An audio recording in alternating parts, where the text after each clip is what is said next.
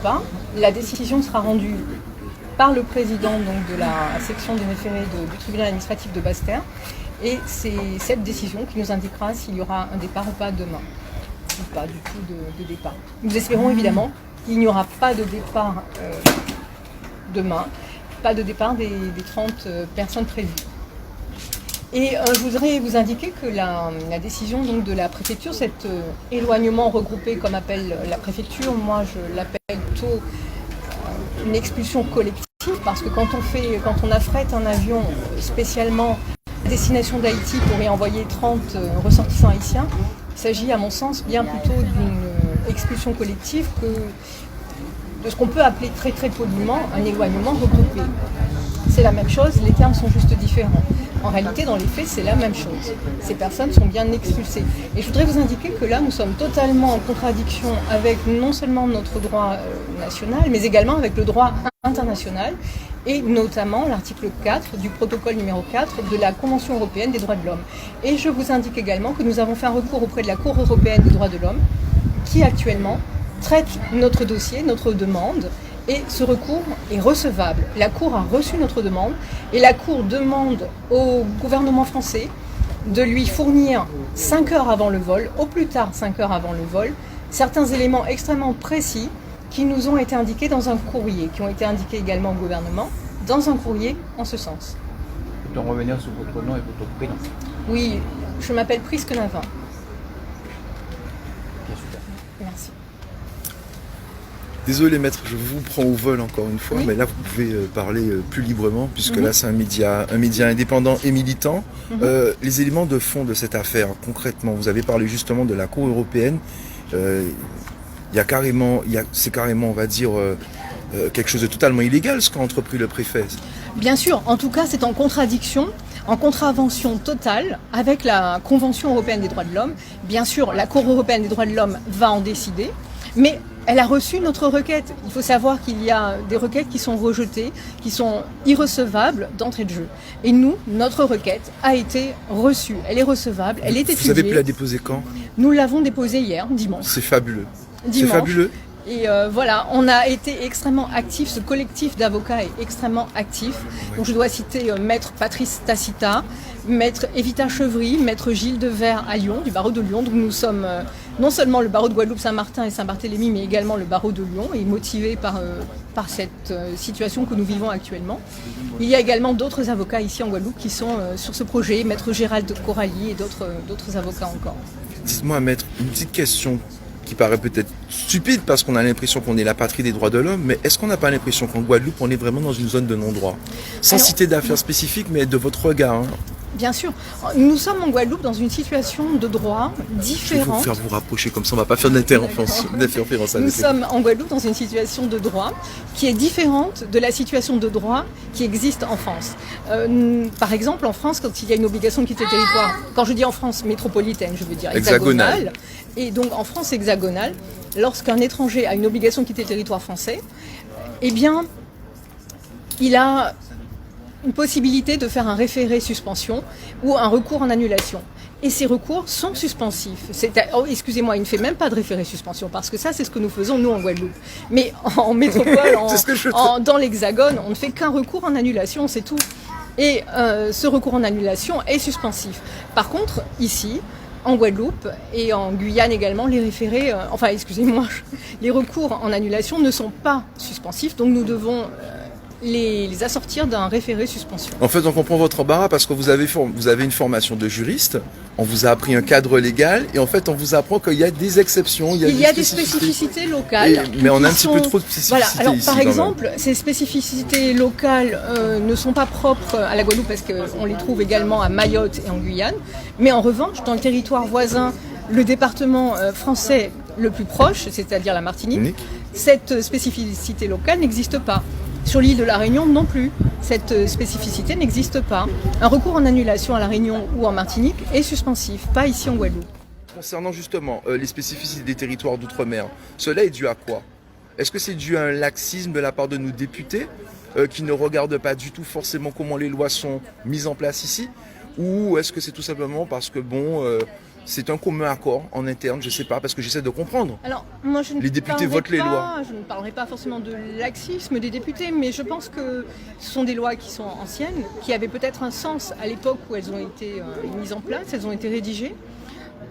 Je pense qu'à Mayotte, par exemple, il y avait du sens à l'époque où ça a été rédigé. Peut-être en Guadeloupe et en Guyane aussi. En Guyane, parce que vous savez qu'il y a quand même des frontières terrestres, donc il est assez facile d'accéder à la Guyane.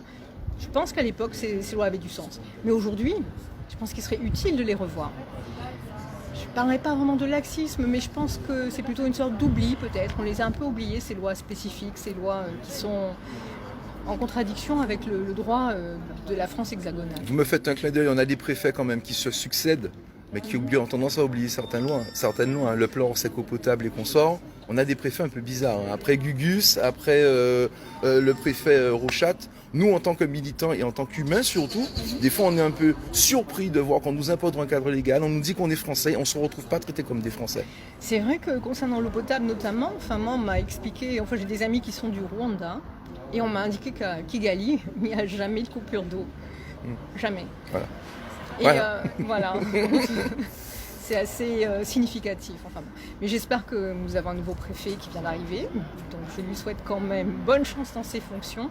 Et j'espère qu'il saura mettre en place tout ce qu'il faut pour que nous n'ayons plus ces coupures d'eau et que tous les citoyens qui vivent sur ce territoire de la Guadeloupe puissent un jour avoir quotidiennement l'eau potable. D'accord, merci beaucoup. Comme partout ailleurs en France, hexagonale et autres. Et même dans le reste des dom-toms, même en Martinique, toujours notre île sœur que je salue au passage, eh bien, il n'y a pas non plus de coupure. On m'a indiqué qu'en Martinique, il n'y avait pas de coupure. Alors, sauf après les intempéries, là, ils ont eu des difficultés. Évidemment, mais ce il y a sont des des dossiers coupures ponctuelles après des intempéries. Donc ça se justifie par des actualités, en fait, par l'actualité climatique ou par des événements très très ponctuels. Ici en Guadeloupe, on a des coupures d'eau depuis des années. Depuis des années, depuis plus d'une décennie minimum. Prenez la bonne équipe des avocats et rejoignez Moon Guadeloupe. On va monter au barreau. On va vous aider. C'est ce que nous comptons faire. On a déjà une équipe d'avocats. Ah bah alors on est là.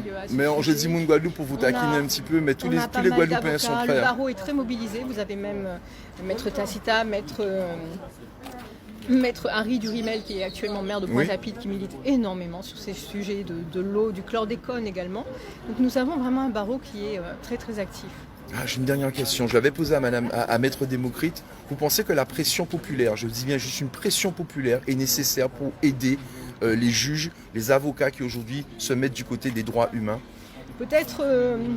Parce que c'est quand même 14 ans de procédure pour le chlordécone. Bien sûr, je pense que si on pouvait exprimer si la population pouvait exprimer ses avis, en Suisse notamment, il y a des référendums qui sont possibles. On peut traiter d'un sujet, il faut qu'il y ait un certain nombre de citoyens. Et lorsque ces citoyens se manifestent, on peut traiter d'un sujet. Ce serait intéressant si on pouvait avoir la même chose en France, peut-être des tribunes citoyennes où on pourrait entendre la voix des citoyens, de la population. Merci beaucoup, maître. Je vous en prie, avec plaisir. Bonne soirée. Merci. Alors on est devant donc le tribunal administratif. Je montre aussi aux frères qui ne sont pas de la Guadeloupe, qui ne connaissent pas. Donc il y a un tribunal qui est plus au niveau de la mer, au niveau du quai. Et puis là c'est un autre, donc spécialement administratif. Il faut monter un grand morne après le lycée. Et voilà. Donc là on est là, donc on a les frères, on va aller faire le point avec eux sur le statut. Donc je pense que vous avez entendu au début, on va faire un point tout à l'heure.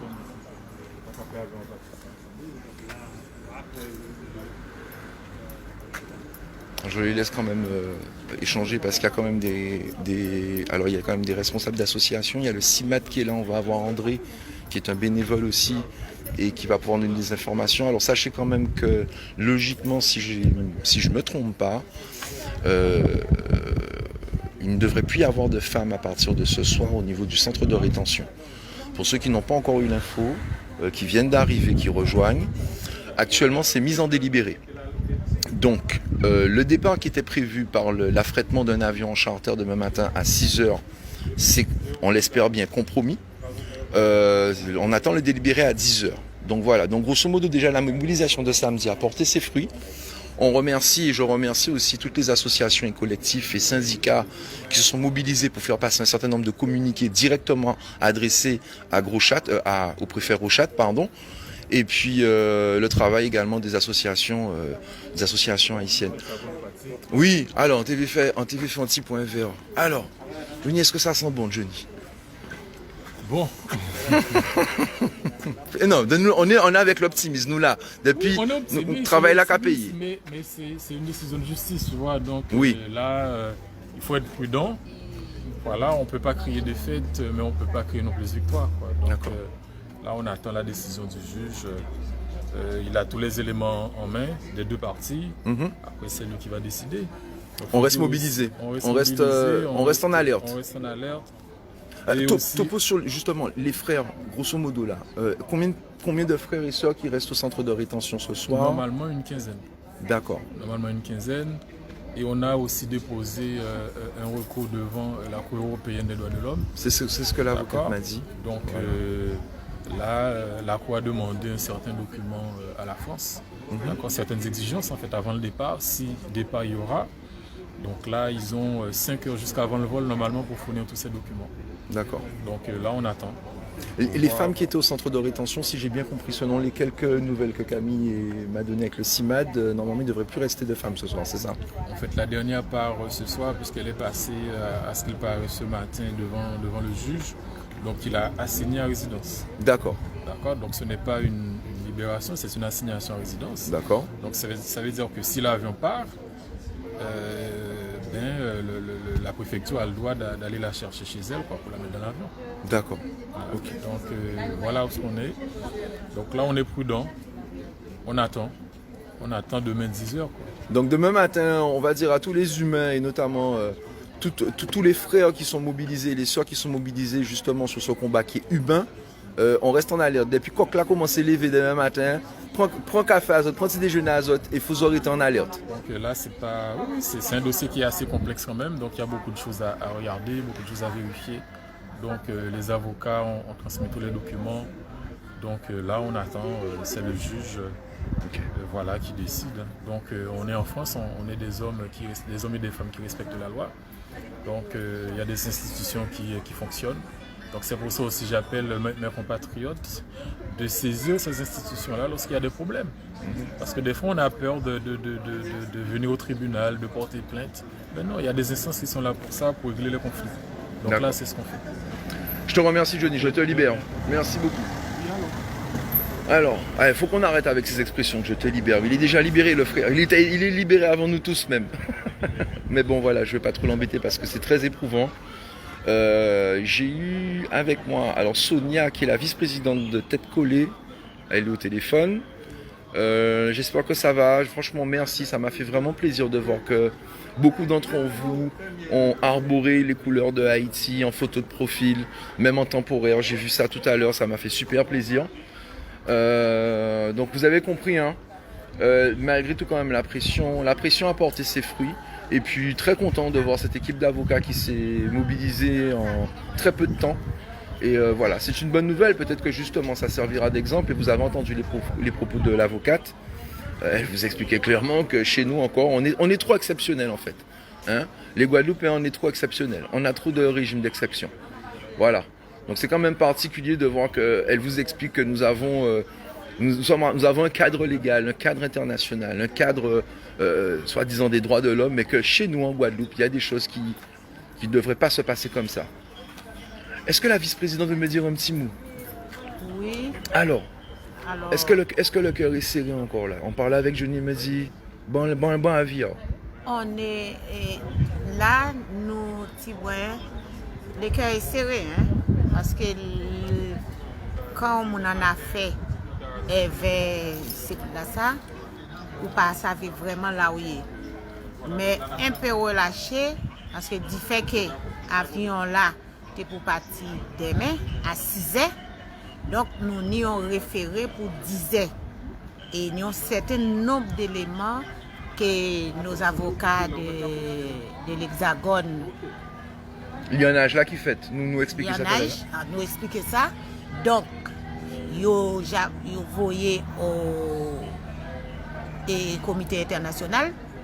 Et donc, du coup, il faut aussi répondre à en symbiose avec ici. Donc du coup, nous avons dit que nous allons attendre et nous allons faire foi à la justice. Mais pourquoi votre préfet là, tu as fait un petit genre le cowboy, il prend en manière shérif. Hein? Eh bien, yo c'est chef, yo toujours chef, et yo chef tout partout, yo c'est mettre la terre. Donc du coup, et surtout, si haïtiens, c'est là yo ka prend pied à eux même. Et comme nous pas ça, pourquoi? Mais nous là, c'est vie exemple, c'est exemple, yo ka fait nous. Ou t'es capable de demander ça au pays? Nous cowboy. En voyant samedi, ou t'es maman au niveau des Olins, ou t'es avec drapeau, t'es qu'à sauter, mais qu'à sentir ça fatigué ou tous ces jours-là, ça qu'à. Mais les yeux prend coup, c'est nez qui a coulé de l'eau. Et les nez prend coup, c'est yeux qui a coulé de l'eau. Donc, et en plus, face à tout ça, toute atrocité, tout péril, nous avons passé, encore rappelons bien, parce que yo fait nous venir 40 ans, 41 ans, parce que nous ni moun qui ici, mais nous ni doyens nous, venir à Astrel. Non, t'es capable de dire, mais non, nous ne pas fatiguer plus que ça. Alors, grand homme là, ça, ok, vous voyez bien aussi la team des 48 ans, 49 ans même bientôt. Quelques jours qui a manqué lui pour ni 49 ans. Là, yo a cherché yo 79, 75. Écoutez bien parole là, ça historique, c'est la transmission. On tombait dénu les Sonia, dis-moi ça t'allait là. 75. Tout c'était l'argent franc. Yo mandé tous ces ressortissants là, yo te a cherché pour venir casser grève. Grève à travailler Guadeloupe. Yo mandé nous, yo a cherché nous, mais yo fait nous payer 2500 francs. 2500. À ce moment-là, 2500 francs, c'était l'argent. L'argent même. Et tout l'argent là, ça a arrêté à l'aéroport. C'est yo à la CCI, à yo. Et des mouns, peu de moun qui te savent faire récupérer l'argent, mais tout l'argent là, ça, yo toujours à l'aéroport. Enfin. On va comprendre ça, vous dis-moi. Il faudrait peut-être que yo revoie les chiffres. Non, c'est doué, yo ka doué, quand yo doué nous, tout l'argent là, ça yo a cherché ça à casa zot, yo promet zot, yo dit zot bien travail et yo ka ouvrir ce pays. C'était en caution. Voilà. C'était caution, mais caution pas j'ai revenu à nous. Et c'était 79. Non, 75. 74. Début, fin 73, 74, 75, 77, 78. Oui, c'est la période où ils ont fait énormément d'Haïtiens. À ce moment-là, nous n'avons pas besoin de visa pour te venir ici. Oui, c'est en d'autres manières. Et pour te rentrer, c'est en d'autres manières. Et là, ils ont fini fait tout ça, ils ont tenu à faire. Ils ont marré nous, ils ont mis nous là. Là, ça n'a pas ni papier non plus. Et papier, pas encore existé pour te bailler mon papier. Réglementation, on n'a pas en même temps. Droit du travail, compagnie, ça a commencé à mettre en place. En fait, nous sommes libres, convents, indépendants qu'on l'est. Jusqu'à ce que nous te obtenir des mains en nous, yo marré nous, yo mettez nous là. Et après ça, réglementation te commencé à venir à Simon Biti. Ni moun qui t'est obligé partir parce que trop longtemps yo pas te vraie famille yo pas ni papier yo te et pour yo te retourner comme c'était facile pour retourner yo te ka retourner et yo fait nous travail après 40 ans 48 ans là yo ka travail à ce système en nous à présent à part de café de coton de sirop de canne yo fait nous travail. Yo fait les ancêtres en nous travail yo fait les ancêtres en nous travail à dans système là à dans système là mais yo fait nous payer 30 milliards de l'or lourd et qui fait jusqu'ici, Haïtiens, nous qu'à vivre ça et là parce que le pays là, la pelle des Antilles, vient la pelle de poussière, la pelle de toute déviance.